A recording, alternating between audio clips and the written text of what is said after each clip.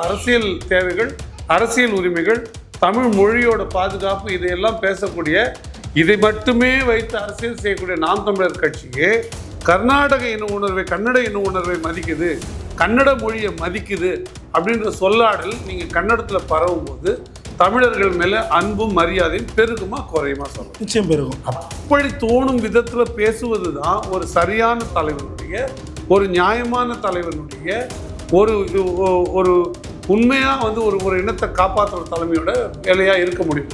அந்த விதத்தில் நாம் தமிழர் கட்சி சரியாக இயங்கியிருக்கு. அந்த பார்வையை கர்நாடகமும் புரிஞ்சிட்டு இருக்குது, மற்ற அங்கே உள்ள தலைவர்களும் புரிஞ்சிட்டு இருக்காங்கன்னு சொல்லி நான் ஒரு நல்ல முன் தொடக்கம் நான் பார்க்குறேன். இதற்கு முன்னாடி நிகழ்ந்த இடங்கள்ல தாக்கப்பட்டாங்கல்ல, இனி அது போன்ற வார்த்தைகள் வரும்பொழுது, இல்லை அதுக்கு ஒரு சூழல்கள் வரும்போது அதை மற்ற யாரையும் விட அண்ணன் சீமான் அவர்கள் அதை தணிக்க முடியும், அதை சரி செய்ய முடியும்.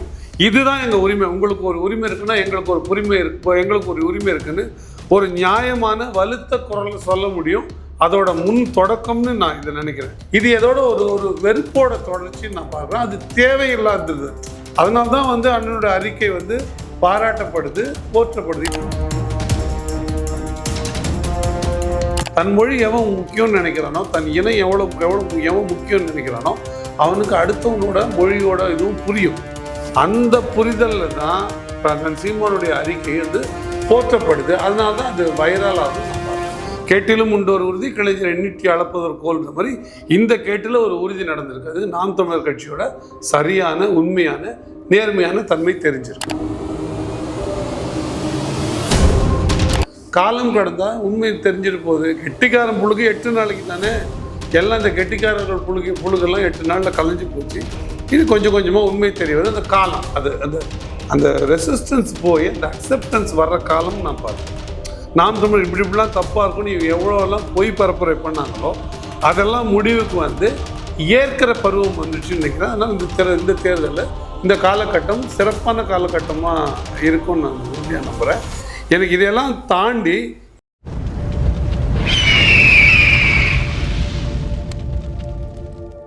அரசியல் கருத நேயர்களுக்கு வணக்கம். இன்று நம்மோது இணையும் சிறப்பு நாம் தமிழர் கட்சியின் வழக்கறிஞர் திரு ஸ்ரீதர் அவர்கள். வணக்கம் சார். வணக்கம். எப்படி இருக்கீங்க? நல்லா இருக்கு சார். சமீபத்தில் திருப்பூர் மாவட்டத்தில் கர்நாடக கொடி பொருத்திய ஒரு வாகனம் வந்தது. அதை புதுச்சி வாகனத்தை பறிமுதல் பண்ணி அதில் இருக்கிற கொடியெல்லாம் கயிற்று ஒரு பெரிய இஷ்யூவே ஆச்சு. ஆரம்பத்தில் இது நாம் தமிழர் கட்சியினர் தான் செஞ்சாங்க அப்படின்ற ஒரு குற்றச்சாட்டை நாம் தமிழர் கட்சி மீது வச்சாங்க. பின் அது நாம் தமிழர் கட்சி செய்யலை அப்படின்ற ஒரு விஷயம் வெளியே வருது. ஆனால் இந்த விடயத்தில் சீமான் அவர்கள் குரல் கொடுத்தது தான் இப்போ கர்நாடக மக்கள் மத்தியில் ஒரு வரவேற்பை பெற்றிருக்கு.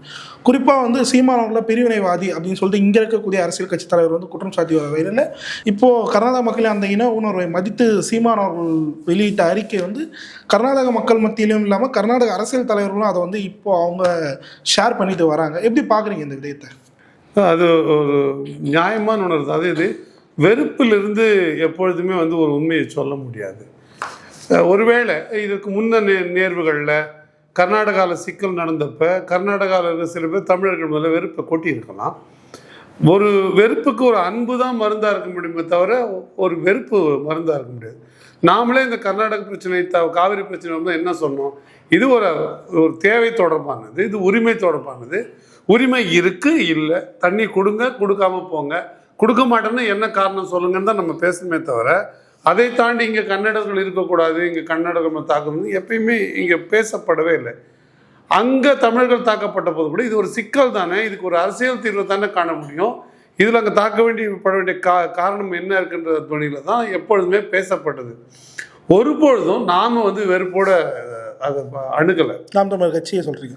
பொதுவாகவே தமிழ் நிலத்தில் அணுகலை. குறிப்பாக நாம் தமிழர் கட்சியே அதை எப்பொழுதுமே அப்படி அதை ஆமோதிச்சதோ, அதை ஊக்குவிச்சதோ, அதற்கு வரவேற்பு கொடுத்ததோ கிடையாது. வெறுப்பையோ வன்முறையோ ஒருபொழுதும் நாம் தமிழர் கட்சி சீமான் அவர்களோ ஊக்குவிச்சதே கிடையாது. அவர் என்ன இந்தி விஷயத்தில் கூட என்ன சொல்கிறாங்க? இந்தி ஒழிகே இல்லை, எங்கள் கோட்பாடு இந்தி ஒழிகே இல்லை, தமிழ் வாழ்க. திராவிடம் ஒழிகே இல்லை, தமிழ் வாழ்க. அப்போ கன்னடம் ஒழிகே இல்லை, தமிழ் வாழ்க. நீங்கள் என்ன பார்க்கணுன்னா, இப்போ நான் அந்த சிலம்பரசனுக்கே கேட்குறேன், இங்கே தமிழ்நாட்டுக்குள்ளே கொடி வரக்கூடாது, கர்நாடகா கொடி வரக்கூடாதுன்னு நினைக்கிறாருல்ல, அதுக்கு எதிர்வினையாக என்ன இவர் செய்யணும்னா, அப்படி இல்லை, தமிழ்நாட்டில் தமிழர்கள் தமிழ்நாட்டு கொடியை தூக்கி பிடிக்கணும், எல்லாரும் வண்டியில் பொறுத்துங்கன்னு எத்தனை முறை அவர் கேட்டிருக்காருன்னு நான் கேட்குறேன். எனக்கு என்னவோ இதில் ஒரு அட்டென்ஷன் சீக்கிங் இருக்கோ, உணர்வாக நீங்கள் இன்னும் கேட்டால் நல்ல மொழி உணர்வாளர்கள், நல்ல இன உணர்வாளர்கள் என்ன சொல்லுவாங்கன்னா, தன் இனத்தை எப்படி தான் வந்து பத்திரமா பாதுகாக்கணும், தன் இனத்தோட உரிமைகளை எப்படி பாதுகாக்கணும், பாதுகாக்கப்படணும், தன் இனத்திற்கான நிலம், பண்பாடு, மொழி இதெல்லாம் பறிபோகக்கூடாதுன்னு நினைக்கிறவங்க இன்னொரு இனத்தோட உணர்வை புரிஞ்சு கொள்ள முடியும். அவர் கூட அந்த கர்நாடக கொடியை என்ன போட்டுருக்காரு, அவர் இங்கே தெரிஞ்சு வந்தாரா இல்லை தமிழ்நாட்டில் ஒன்றும் பரப்புரைக்கு வரல, கர்நாடகா தான் இங்கே கன்னடம் தான் இங்கே முக்கியம், தமிழ்நாட்டில் நாங்கள் கன்னடத்தை பரப்போம், இல்லை எங்களுக்கு இங்கே அரசியல் உரிமை இருக்குது, நாங்கள் வந்து இப்போ அப்படி இங்கே ஒரு அமைப்போம் அப்படிலாம் கூட அவர் சொல்லலை. அவர் யதார்த்தமாக வராரு. அவர் இப்போ இந்த எல்லைக்குள்ளே வருது, இந்த எல்லைக்குள்ளே வந்தோன்னு கொடியை கட்டிப்போம், அப்புறம் எல்லைக்குள்ளே தாண்டி போனோன்னு திருப்பி கொடியை மாட்டிப்போம்னு யாரும் அணுகுமுறை இருக்காதுல்ல. அப்போ அவர் சாதாரணமாக தான் இருக்கார். அவருக்கு அந்த கொடியை போட்டுட்டு வந்தவருக்கு வேறு எந்த வன்மமோ இதுவோ இல்லை. அவரோட தாய்மொழி மேலே, அவரோட இனத்தின் மேலே கொண்ட பற்றால அவர் வண்டியில் அவர் பொருத்தியிருக்காரு. அந்த வண்டி இங்கே வருது இல்லை, அவ்வளோதானே. அப்படி பார்த்தா இங்கே எத்தனையோ வண்டிகள் வருது, எத்தனையோ அமெரிக்க கொடி போட்டு இங்கே வருது. ஏன் அமெரிக்க கொடி போட்டு இங்கே வருதுன்னு நம்ம இட்டாலியிலேருந்து தூதர்கள்லாம் வரும்போது இட்டாலி நாட்டு கொடி போட்டு இங்கே வருது, அது எப்படி இத்தாலி ஆதிக்கமானு கேட்க முடியாதுல்ல. அப்போ இது ஏதோட ஒரு வெறுப்போட தொடர்ச்சின்னு நான் பார்க்குறேன். அது தேவையில்லாதது. அதனால தான் வந்து அண்ணனோட அறிக்கை வந்து பாராட்டப்படுது, போற்றப்படுது. இப்போ இது என்னன்னா சொல்கிறேன் வச்சுங்களேன், இப்போது தமிழினத்தின் முக்கியம், தமிழினத்தினோட உரிமைகள், தமிழினத்தோட அரசியல் தேவைகள், அரசியல் உரிமைகள், தமிழ் மொழியோட பாதுகாப்பு, இதையெல்லாம் பேசக்கூடிய, இதை மட்டுமே வைத்து அரசியல் செய்யக்கூடிய நாம் தமிழர் கட்சியே கர்நாடக இன உணர்வை, கன்னட இன உணர்வை மதிக்குது, கன்னட மொழியை மதிக்குது அப்படின்ற சொல்லாடல் நீங்கள் கன்னடத்தில் பரவும் போது தமிழர்கள் மேலே அன்பும் மரியாதையும் பெருகுமா குறையுமா சொல்லுங்கள்? நிச்சயம் பெருகும். அப்போ நம்ம உணர்வை மதிக்கிறாங்கப்பா, அவங்க உணர்வை நம்ம மதிக்கணும்பா அப்படின்ற எண்ணம் வருமால. அப்போ தமிழ்நாட்டுக்கு ஒரு உரிமை இருக்குது, அதை வந்து நம்ம காப்பாற்றி கொடுக்க வேண்டிய கடமை கன்னடர்களுக்கு ஒரு சகோதர இனமாக இருக்குது அப்படின்றது தான் அங்கே தோணும். அப்படி தோணும் விதத்தில் பேசுவது தான் ஒரு சரியான தலைவனுடைய, ஒரு நியாயமான தலைவனுடைய, ஒரு உண்மையாக வந்து ஒரு இனத்தை காப்பாற்றுற தலைமையோட வேலையாக இருக்க முடியும். இப்போ அந்த விதத்தில் நாம் தமிழர் கட்சி சரியாக இயங்கியிருக்கு. அந்த பார்வையை கர்நாடகமும் புரிஞ்சிட்டு இருக்குது, மற்ற அங்கே உள்ள தலைவர்களும் புரிஞ்சிட்டு இருக்காங்கன்னு சொல்லி நான் ஒரு நல்ல முன் தொடக்கம் நான் பார்க்குறேன். இதற்கு முன்னாடி நிகழ்ந்த இடங்களில் தாக்கப்பட்டாங்கல்ல, இனி அது போன்ற வார்த்தைகள் வரும்பொழுது, இல்லை அதுக்கு ஒரு சூழல்கள் வரும்பொழுது அதை மற்ற யாரையும் விட அண்ணன் சீமான் அவர்கள் அதை தணிக்க முடியும், அதை சரி செய்ய முடியும். இதுதான் எங்கள் உரிமை, உங்களுக்கு ஒரு உரிமை இருக்குன்னா எங்களுக்கு ஒரு எங்களுக்கு ஒரு உரிமை இருக்குன்னு ஒரு நியாயமான வலுத்த குரலில் சொல்ல முடியும். அதோட முன் தொடக்கம்னு நான் இதை நினைக்கிறேன்.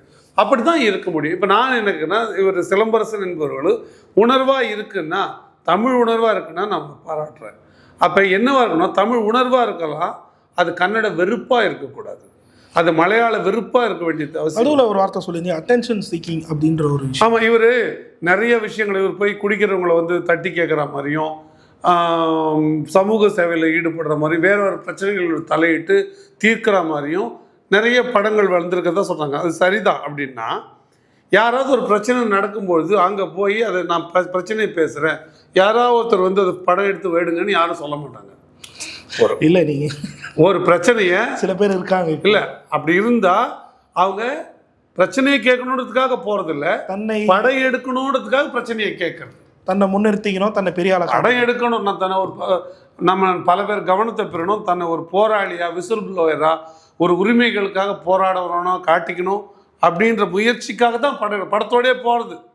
இப்போ நீங்கள் ஒரு பிரச்சனை நடக்குதுன்னு வச்சுக்கோங்க, தள்ளுமுள் நடக்கும், பெரிய சண்டை நடக்கும், கூட்டம்லாம் இருக்கும், அங்கே பார்த்தீங்கன்னா சரியாகவே கவரேஜே பண்ண முடியாது. ஒரே ஆள் போடுவாங்க, 10 கேமராவில் எடுத்திருந்தாங்கன்னா, யாராவது ஒரு 10 செல்ஃபோனில் எடுத்திருந்தாங்கன்னா ஒன்றுக்குள்ள சரியாக வரும், அப்படி தான் வரும். ஆனால் திட்டமிட்டே இப்படி எடுத்து போடுறாங்கன்னா அப்போ அதில் அப்படி இருக்கோ அப்படின்னு சிந்திக்க வேண்டிய தேவை இருக்குது. இன்னொன்று, எந்த காரணம் எதுவாகிலும் இருக்கட்டும், ஒரு கொலை செய்தவனு கூட நீதிமன்றம் இல்லை காவல்துறையோ அடிப்பதை நம்ம எதிர்க்கிறோம். ஒரு வன்முறை, இப்போ நீங்கள் என்ன அதில் செய்ய முயற்சி பண்ணுறீங்க, நான் தமிழுக்காக போராடுறேன், தமிழை வந்து இங்கே காப்பாற்ற முயற்சி பண்ணுறேன் அப்படின்றது உங்கள் நோக்கமாக இருந்தால் ஏப்பா எங்கள் தமிழ்நாடுப்பா, நாங்களும் இதே மாதிரி வண்டி வரும்போது நீங்கள் உடனும் இல்லைப்பான்னு பேசி அதை பதிவு பண்ணி நாங்கள் மதிக்கிறோம். அவரை கூப்பிட்டு நீங்கள் எங்கள் சகோதரன் தான் தோள் மேலே கை போட்டு தமிழ்நாட்டுக்குள்ளே போட்டுட்டு வரீங்கள, வாங்க, நாங்கள் உங்கள் உணர்வை மதிக்கிறோம், உங்கள் மொழியை மதிக்கிறோம், எங்கள் பிள்ளைங்க அதே மாதிரி வருவாங்க, வரும்போது அவங்ககிட்ட நட்பு பாராட்டுங்கன்னு சொல்லியிருந்தா அப்போ நீங்கள் தமிழை நீங்கள் அங்கே கர்நாடகாவில் உறுதிப்படுத்துகிறதா பொருளாகும். நீங்கள் தாக்கினா இங்கே நீங்கள் தாக்கப்பட்டாலே, ஒரு சமூகம் தாக்கப்பட்டாலோ, இல்லது ஒரு குறிப்பிட்ட சாதியினர் தாக்கப்பட்டாலோ, ஒரு குறிப்பிட்ட இனத்தவரைய ரேஸில் தாக்கணும். இங்கே ஆர்மேனியன் ஸ்ட்ரீட்டில் ஒரு பிரச்சனை இருந்தால் அங்கே ஆர்மேனியாவில் குரல் வரும். ஆர்மேனியன் தெருவில் இருக்கிற ஒரு சர்ச்சில் ஒரு பிரச்சனை வருதுன்னா குண்டு வெடிப்பப்போ கொலை மிரட்டல் வந்தப்பெல்லாம் ஆர்மேனியாவில் நடக்கும். இங்கெல்லாம் ஆர்மேனியர்கள் போய் எவ்வளோ நாளாக பாருங்கள், 300-400 வருஷம் அது ஆர்மேனியர்கள் உள்ள போய். நீங்கள் இங்கே ஒரு பஞ்சாபிக்கு ஒரு பிரச்சனைனா பஞ்சாப்லேருந்து குரல் வரும். இது எல்லாருக்கும் தெரிஞ்சது தான். ஏன் சிலோனில் பிரச்சனை வந்தப்போ நம்ம குரல் கொடுக்கலையா?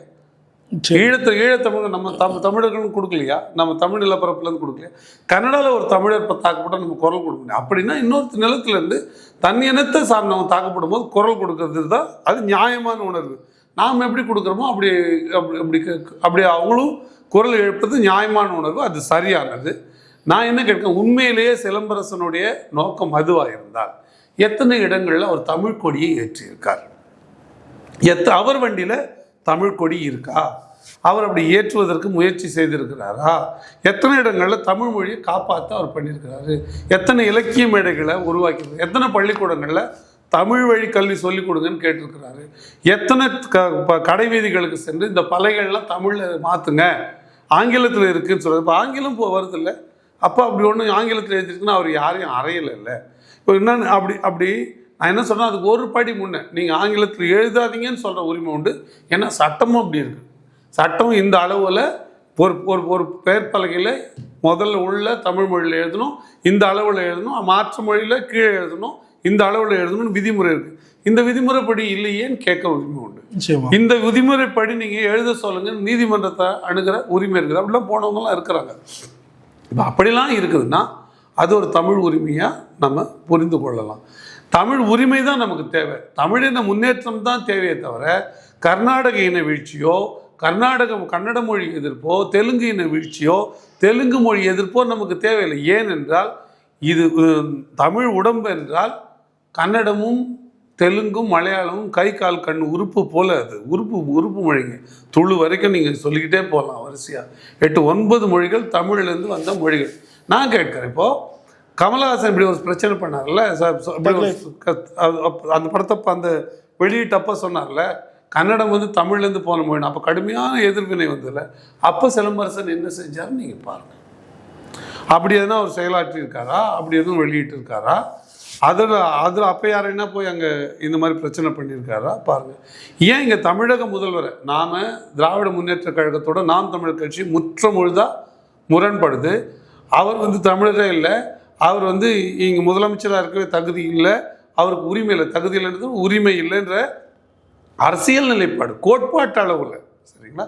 தகுதி இல்லைன்ற சென்ஸ் அந்த பொருளில் நான் சொல்கிறேன். அவருக்கு வயசு இல்லை, அவருக்கு இது இல்லை, அறிவு இல்லை, அந்த பொருளில் நான் சொல்கிறேன்.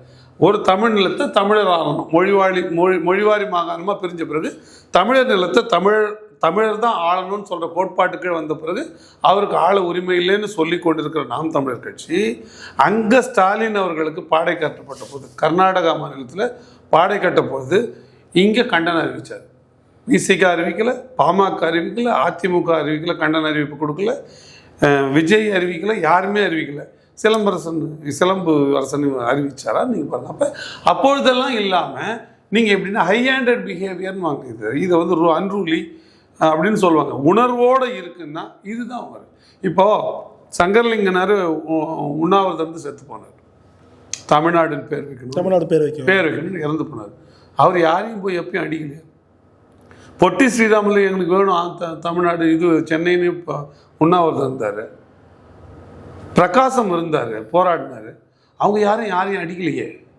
எந்த மொழிக்காரங்களும் இது வேணுன்ற போராடினாங்க, தன்னை வருத்திக்கிட்டாங்க. யாருமே இன்னொருத்தர் தாக்குதல் இல்லை. நீங்கள் தாக்குதல்னு போனீங்கன்னா, வன்மம்னு போனீங்கன்னா அது முடிவில்லாத. இன்னொன்று, எல்லா கன்னட மக்களும் நீங்கள் தமிழ் வெறுப்போடு இருப்பாங்கன்னு நீங்கள் கேட்டு பாருங்கள். இல்லை, அங்கே அரசியல் தேவைப்படுறவங்க தான் தமிழ் வெறுப்போடு இருப்பாங்க. அதை வச்சுட்டு அரசியல் பண்ணலாம்னு நினைக்கிறவங்க தான் தமிழ் வெறுப்பு, தமிழின வெறுப்போடு இருப்பாங்க.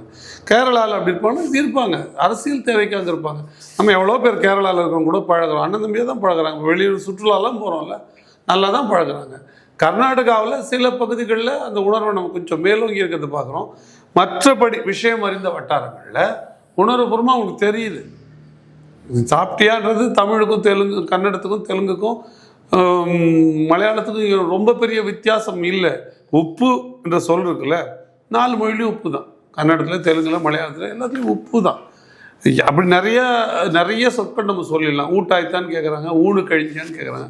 ஊட்டாய்த்தான் கன்னடில் கேட்டால் ஊட்டம் சாப்பிட்டியான்னு கேட்குறாங்க. ஊனு கழிஞ்சோன்னா ஒன்று முடிச்சிட்டியான்றதான் கழிஞ்சான்னு கேட்குறாங்க. அவங்க நம்ம உண்டு விட்டீரான்னு பழைய தமிழில் கேட்டிருந்தோம், உண்டாயிற்றான்னு கேட்டிருப்போம், அதான் ஊட்டாயித்தான்னு மாறிடுச்சு. அப்போ அதில் விஷயம் தெரிஞ்சவங்களுக்கு, அறிவுபூர்வமானவர்களுக்கு, உண்மையிலேயே அந்த மொழி எப்படி வளருதுன்னு தெரிஞ்சவங்களுக்கு சிக்கல் இல்லை, அவங்களுக்கு புரியுது. ஆனால் அதை சொல்லுவதற்கு அரசியல் சிக்கல் இருக்குது. அங்கே சொல்கிறதுல நமக்கு அது முக்கியமும் இல்லை. ஆனால் நீ கர்நாடகாவில் 6 கோடி பேர் இருக்காங்க, 5 கோடி பேர் இருக்காங்கன்னா அவர்களுக்கெல்லாம் இங்கே வெறுப்பு இருக்காங்கன்னா இல்லை. நீங்கள் யாரோ அப்படி ஒருத்தர், இப்போ யாரோ ஒரு 4 விஷமிகள் வந்து குடம்பால் கெட ஒரு துளி விஷம் போதும் இல்லை. அப்படி தானே கர்நாடகாவில் கூட நமக்கு எதிரான தாக்குதல்கள்லாம் நடக்குது. யாரோ தோண்டி விட்டு எல்லாருமா இருக்கிறாங்க. லட்சக்கணக்கான தமிழர்கள், கோடிக்கணக்கான தமிழர்கள் இருக்கிறாங்க. 1 கோடி பேரை தாக்குனாங்க, என்ன போகிற 1 கோடி கன்னடர்கள் தாக்குனாங்க. இல்லை, அதுக்கு யாருக்கோ அதை வச்சு ஒரு அரசியல் தேவைப்படுது. அப்படி அதன் மூலமாக ஒரு லாபம் அடைய, ஒரு வாக்கு வங்கி உருவாக்க இங்கே எப்படி ஜாதி அரசியல் அந்த மாதிரி தேவைப்படுது. அப்போ அது அதனால் செய்கிறாங்களே தவிர மற்றபடி யாரும் அப்படி பொதுவாகவே நான் சொல்கிறேன். நான் எந்த குறிப்பாக தென் மாநிலங்களில் இருக்கிற எந்த மொழிக்கும் அப்படி ஒரு பெரிய இது இல்லை. கன்னடமாவது கொஞ்சம் மொழி இதுவை பற்றி பேசுது. தெலுங்கு கிட்டத்தட்ட வந்து சமஸ்கிருதத்தையும் இந்தியையும் ஏற்றுக்குது. அதில் அவங்களுக்கு வந்து ஒரு எந்த சிக்கலுமே இல்லை. அவங்க இன்னும் எல்லா மொழியும் ஏற்றுக்கிறாங்க. அப்படி தான் தெலுங்கு இருக்குதுன்னு அவங்க நம்புகிறாங்க. அவங்க இன்னும் கேட்டால் அது ஒரு மேட்டுமையாக நினைக்கிறாங்க. தமிழ்லேருந்து வந்ததுன்னு சொல்கிறத விட சமஸ்கிருதத்தும் கன்னடத்துலேருந்து தெலுங்கு வந்ததுன்னு சொன்னால் அவங்களுக்கு மகிழ்ச்சியாக இருக்கப்போ அவங்களுக்கு பெரிய மொழி சார்ந்த உணர்வு இல்லை. ஒப்பீட்டு அளவில் பார்க்கும்பொழுது தெலுங்கை விட கன்னடர்கள் கூட மொழி பற்றோடு இருக்காங்க. அந்த வரிசையில் மலையாளிகளும் இருக்காங்க. அப்போ நம்ம அதை கூடுதலாக அதை வரவேற்கணும். ஏன் இருக்கிறோன்னா, தன் மொழி எவன் முக்கியம்னு நினைக்கிறானோ, தன் இனம் எவன் முக்கியம்னு நினைக்கிறானோ அவனுக்கு அடுத்தவனோட மொழியோட இதுவும் புரியும்.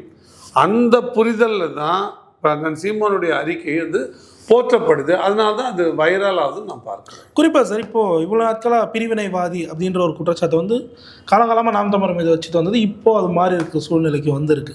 இந்த விதத்தை எப்படி பார்க்குறீங்க? ஒரு அறிக்கையிலே இது மாறிடுச்சு. இல்லை, அப்படி இல்லை, உண்மை தெரிய வந்திருக்கு. அப்படி தான் நான் பார்ப்பேன். எப்பொழுதுமே வந்து அண்ணன் சீமான் அவர்கள் பிரிவினைவாதம் பேசியதில்லை. தமிழ் நிலத்தை தமிழர் ஆள வேண்டும், தமிழர் நிலத்தை தமிழர் ஆள வேண்டும்னா தலைமை பொறுப்பில் தமிழர் இருக்கணும். மற்றபடி எல்லா மொழியை சேர்ந்தவர்களுக்கும், ஏன் இந்த தேர்தலில் கூட 26 கூட கன்னடர்களுக்கு, மலையாளிகளுக்கு, சௌராஷ்டிரர்களுக்கு, தெலுங்கர்களுக்கு, ஐயர்களுக்கு, இவங்க அதெல்லாம் இல்லைனாங்களா, பிராமணர்களுக்கு எல்லாருக்கும் சேர்த்து தான் ஏன் ஒரு திருநங்கைக்கு கூட இடம் கொடுத்துருக்காங்க. பாலின சமூகத்துன்னு வரும்போது ஆண் பெண்ணுன்னு வரும்பொழுது திருநங்கைக்கும் இன்னொரு 3ஆம் பால் இருக்கிறதுனால அவர்களுக்கும் வாய்ப்பு கொடுக்கணும்னு அண்ணன் முடிவு பண்ணியிருக்காரு. அப்படி எல்லாருக்குமே நிற்கிறதுக்கான தேர்தல் நிற்கிறதுக்கான வாய்ப்பு கொடுக்குறாரு. எந்த சமூகத்துக்கு குறைவான அரசியல் இது இருக்கும், உரிமை இருக்கும், அதாவது ப்ரப்போர்ஷனேட்டாக ரொம்ப குறைவாக இருக்கிறவங்க, எண்ணிக்கையில் குறைவாக இருக்கிறவங்க, குயவர்கள், வண்ணார்கள், முடித்தவர்கள்லாம் எண்ணிக்கையில் ஊரில் 2 குடும்பம் 3 குடும்பம் இருப்பாங்க. ஆனால் அவர்களுக்கு கூட தேவையான வாய்ப்பை கொடுக்கணும், அவர்களையும் முன்னிலைப்படுத்தணும்.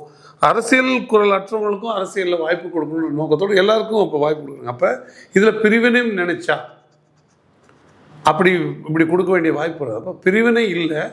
ஆனால் இது ஒரு பேசு பொருளாக வச்சுருந்தது. யார் வச்சுருந்ததுன்னா திமுக வச்சுருந்தது. இதை பேசு பொருளாக யாரெல்லாம் நாம் தமிழர் வீழ்த்தணும்னு நினச்சாங்களோ அவங்க சொல்லுவதற்கான காரணம் இல்லை. ரொம்ப நுட்பமாக அரசியல் பேசுகிற ஆள்கிட்ட எப்படி பேசுறதுன்னு தெரியாமல் ஈஸியாக சொல்கிறது பாஜகவோட பி டீமு. அதாவது ரஜினிகாந்த் அவர்கள் போய் திமுக மேடையிலேயே பேசினா கூட அவர் வந்து சங்கியாக மாட்டார். ஆனால் அண்ணன் சீமான் அவர்கள் தனிப்பட்ட விதத்தில் போய் ரஜினிகாந்த் அவர்களை பார்த்துட்டு வந்தால் அண்ணன் சீமான் அவர்கள் சங்கி ஆகிடுவார். திமுக மற்ற நேரத்தில் கடுமையாக இருக்கிறது. ஆனால் ஸ்டாலின் அவர்களை போய் வீட்டில் ஒரு துக்கம் விசாரிச்சுட்டு வந்தால் அன்னையிலேருந்து திமுக கைக்கூலியாக மாறிடுவார். எத்தனை கட்சி தான் சார் தாவும்? அதான் சொல்கிறேன். இப்போ எங்களுக்கே தெரியாது, ஏன்பா நான் சரியாக தான் பேசுகிறேன்னு கேட்டுக்கிற அளவுக்குலாம்.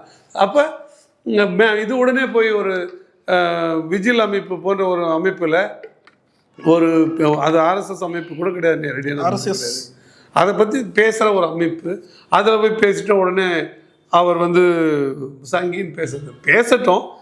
என்னை பொறுத்த வரைக்கும் ஒன்று தான், எப்பொழுதுமே வந்து காலம் கடந்தால் உண்மை தெரிஞ்சிட்டு போகுது. கெட்டிக்காரன் புழுகு 8 நாளைக்கு தானே, எல்லாம் இந்த கெட்டிக்காரர்கள் புழுகெல்லாம் 8 நாளில் கலைஞ்சு போச்சு.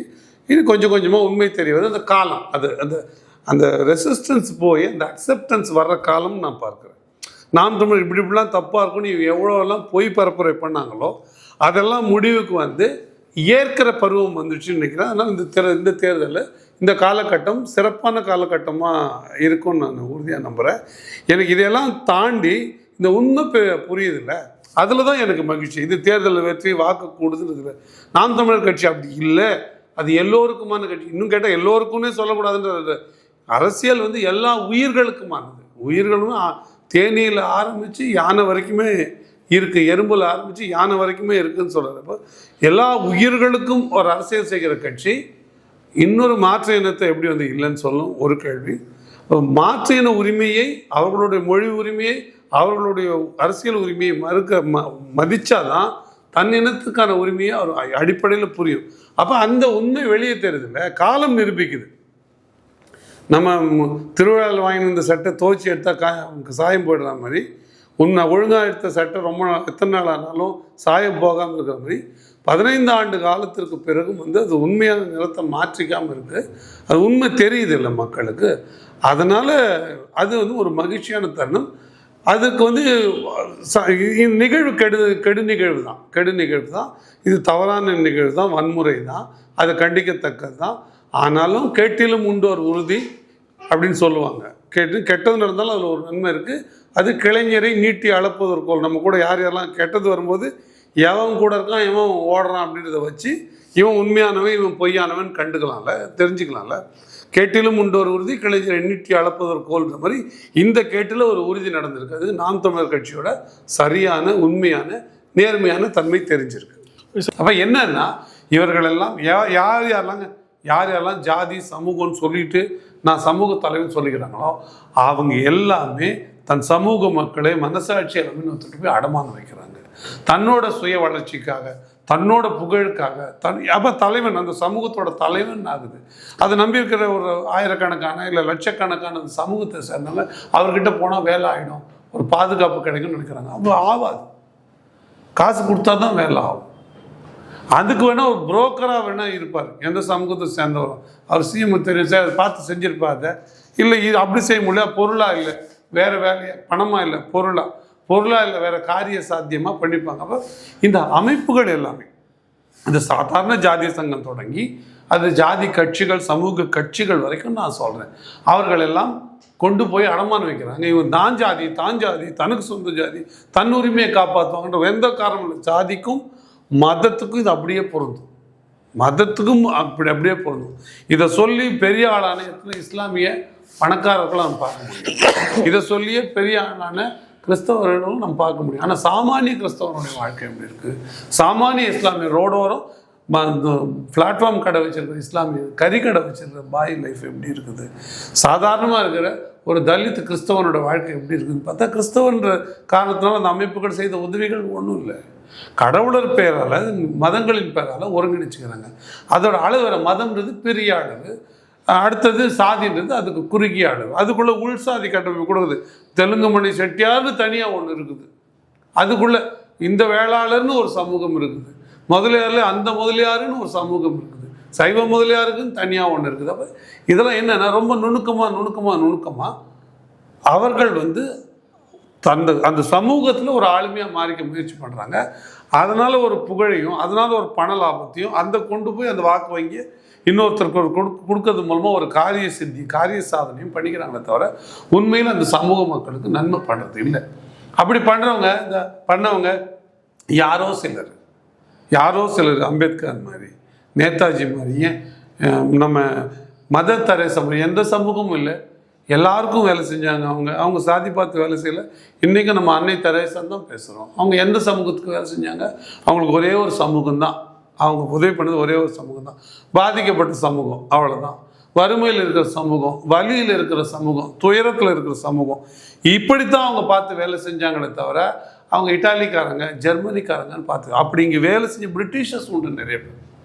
இந்த மண்ணிலே செத்து போகணும்னு நினைச்ச ஆங்கிலேயர்கள் உண்டு. ஆங்கிலேயர்களாக இருந்தாலும் இந்த மக்களுக்காகவே பாடுபட்டு இங்கேயே செத்து போன ஆங்கிலேயர்கள் உண்டு. நம்ம அப்போ அவர்கள்லாம் அப்படி பார்க்கல. ஒரு ஆங்கிலேயர் இங்கே ஆயிரக்கணக்கான ஆங்கிலேயர் அதிகாரிகள் இருந்த பொழுதும் அந்த ஆயிரக்கணக்கான ஆங்கிலேய அதிகாரிகளை எதிர்த்து ஒரு ஆங்கில அதிகாரி இந்த ஊர் மக்களுக்கு உரிமை நீங்கள் பறிக்கிறீங்கன்னு பேசுறது இருந்தான்.